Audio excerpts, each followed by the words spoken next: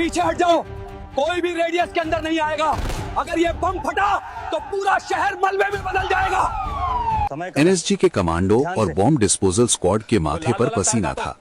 शहर के सबसे व्यस्त रेलवे स्टेशन के पास कचरे के एक विशाल कंटेनर के नीचे एक हाइब्रिड लिक्विड बॉम्ब फिट किया गया था। ये कोई साधारण बॉम्ब नहीं था, इसमें आधुनिक सर्किट के साथ साथ पुराने जमाने के मर्क्यूरी ट्रिगर्स का इस्तेमाल किया गया था। शहर के सबसे बड़े बॉम्ब एक्सपर्ट मेजर राठौर अपनी कटर मशीन छोड़कर पीछे हट गए। उनके हाथ कांप रहे थे। ये एक ट्रैप है। जैसे ही हम कोई तार काटते हैं, लिक्विड का प्रेशर बढ़ जाता है।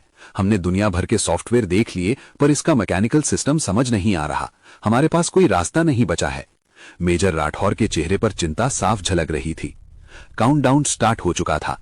बॉम्ब को फटने में सिर्फ 8 मिनट 40 सेकंड का समय बचा था, या यूं कहिए कि 8 मिनट के बाद पूरा शहर बर्बाद होने वाला था और इंसानियत की लाशें बिछने वाली थीं।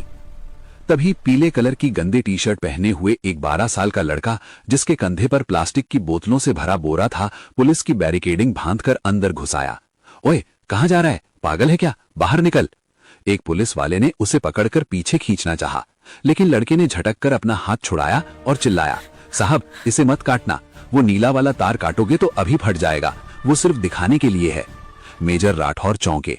उन्होंने लड़के से गुस्सा कर कर कहा, तुझे क्या पता है बे? ये कोई खिलौना है? किसने इसे अंदर आने दिया? हटाओ इसे यहां से। लड़के की आंखों में एक अजीब सी चमक थी। उसने मेजर राठौर से कहा, साहब, मेरा नाम कबीर है। मैं दिन भर यहीं कबाड़ बीनता हूँ। ये जो सर्किट इसमें लगा है ना, ये पुराने जमाने के जापानी इन्वर्टर का है। और वो जो लिक्विड आप देख रहे हैं, वो तेजाब नहीं बल्कि बैटरी का केमिकल और पारे का मिक्सचर है। आप लोग इसे मशीन से देख रहे हैं, मैं इसे रोज तोड़ता हूँ। वहां मौजूद अधिकारियों के बीच सन्नाटा छा गया।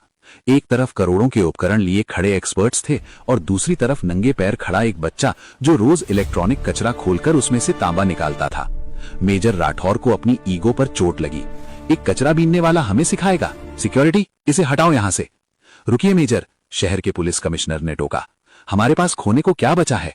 अब सिर्फ 7 मिनट बचे हैं और आप पहले ही हार मान चुके हैं। फिर कमिश्नर साहब ने कबीर से कहा, कबीर, अगर तू गलत हुआ तो जानता है ना क्या होगा? कबीर शांत आवाज में बोला, साहब, अगर मैं गलत हुआ तो मैं भी मरूंगा, पर अगर मैं सही हुआ तो मेरा शहर बच जाएगा।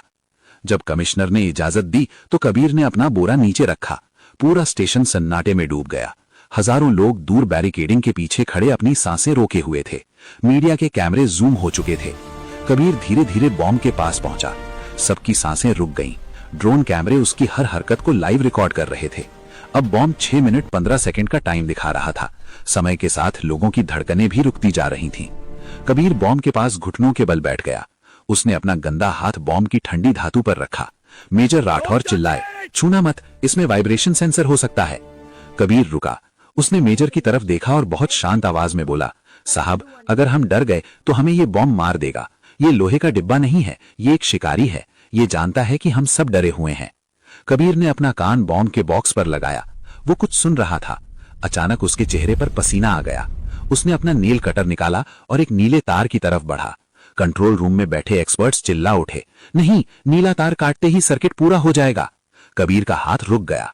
तभी उसने देखा कि नीले तार के नीचे एक बहुत ही बारीक बाल जैसा पारदर्शी धागा ट्रिप वायर बंधा है। अगर वो तार काटता तो धागा खिंच जाता और धमाका तुरंत हो जाता। मेजर राठौर का चेहरा सफेद पड़ गया। ये तो डेड मैन स्विच है, हमने इसे मशीनों में देखा ही नहीं। अब असली चुनौती शुरू हुई। कबीर ने देखा कि बॉम्ब के अंदर एक छोटा सा कांच का जार है जिसमें पारा भरा है। साहब, इस बॉम्ब का दिमाग बिजली से नहीं बल्कि इस पारे की ढलान से चल रहा है। कबीर ने अपनी जेब से एक पुरानी सेफ्टी पिन निकाली। उसने पिन को अपने पास रखे एक पुराने माचिस से गर्म किया और बहुत धीरे से पारे वाले जार के किनारे पर एक छोटा सा छेद करने लगा।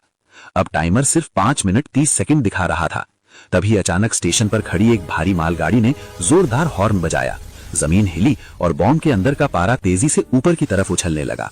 टाइमर अचानक 5 मिनट से घटकर 2 मिनट पर आ गया। भीड़ में चीख पुकार मच गई। पुलिस वाले पीछे भागने लगे। कमिश्नर ने चिल्लाकर कहा, कबीर भागो, छोड़ दो इसे, भागो यहां से। लेकिन कबीर नहीं हिला। उसके हाथ पत्थर की तरह स्थिर थे। उसने अपनी उंगली से उस छेद को दबा लिया जहां से पारा निकल रहा था। उसका हाथ पारे और केमिकल से जलने लगा था, लेकिन उसने हाथ नहीं हटाया। साहब, अगर मैं अब हटा तो पारा सीधा ट्रिगर को छू लेगा। मुझे एक रबड़ का टुकड़ा चाहिए, जल्दी। कमांडो इधर उधर देखने लगे, लेकिन वहां कुछ नहीं था। तभी कबीर ने अपने पैरों की तरफ देखा। उसकी चप्पल घिसी हुई और पुरानी थी। उसने अपनी चप्पल उतारी, उसका एक टुकड़ा अपने दांतों से काटा और उसे उस छेद में फंसा दिया। अब सिर्फ 1 मिनट 10 सेकंड ही बच रहा था। पारा रुक गया, टाइमर की रफ्तार सामान्य हुई। लेकिन अब एक और मुसीबत थी। बॉम्ब के अंदर से एक अजीब सी बीप की आवाज आने लगी। मेजर राठौर ने चिल्लाकर कहा, कबीर, ये सेकेंडरी ट्रिगर है। इसका मतलब है बॉम्ब के अंदर एक और छोटा बॉम्ब है जो अब एक्टिवेट हो गया है। अब इसे कोई नहीं रोक सकता। भाग जाओ बच्चे। कबीर के माथे से पसीना उसकी आंखों में जा रहा था। उसे धुंधला दिखने लगा था।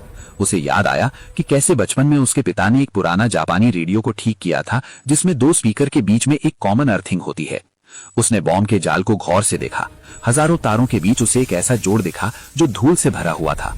साहब, ये बॉम्ब नया नहीं है, ये पुराना कबाड़ जोड़कर बनाया गया है। उसने अपनी जेब से एक सिक्का निकाला, एक पुराना 5 रुपए का सिक्का। उसने उस सिक्के को 2 सर्किट प्लेट्स के बीच फंसा दिया ताकि करंट का रास्ता बदल जाए। टाइमर अब 20 सेकंड पर पहुंच गया था। 19, 18, 17। अब सिर्फ 2 तार बचे थे, एक लाल और एक काला। पूरी दुनिया की धड़कनें रुक गई थी।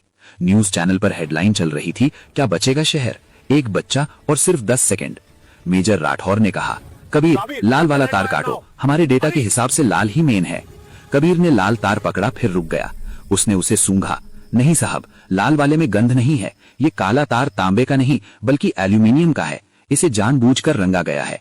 5 सेकंड, 4 सेकंड, 3 सेकंड। कबीर ने काले तार पर नेल कटर दबाया। चट।